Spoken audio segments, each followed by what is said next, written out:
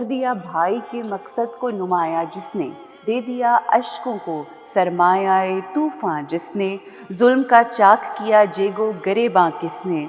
کفر کو کر دیا بازار میں عریاں جس نے۔ کوئی بھی وقت ہو، کوئی بھی دور ہو، جہاں حق کی بات ہوگی وہاں پر کس طرح سے عورت کو اپنا حق حاصل کرنے کے لیے چاہے بازار ہو چاہے دربار ہو کھڑا ہونا ہے، اور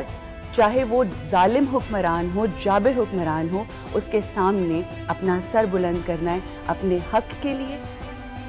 تمام بچیاں جو گریہ کرتی ہیں بی بی کے مصائب پر، ان کو یہ حق تب ملتا ہے کہ وہ گریہ کریں کہ جب ان کے سروں کے اوپر چادریں ہوں۔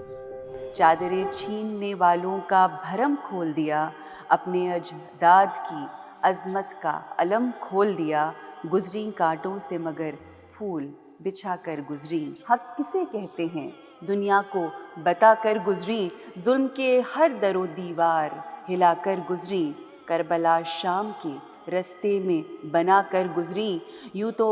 زور ستم جور و جفا رک نہ سکا، سر کسی موڑ پہ ہمت کا مگر جھک نہ سکا۔ ساری ریسرچ کے دوران میرے ذہن میں یہی سوال آیا، میں بی بی زینب کبریٰ سلام اللہ علیہا کی ماننے والی ہوں، میں ان کی چادر پہ روتی ہوں، میں ان کے مصائب پہ روتی ہوں، کیا مجھے حق ہے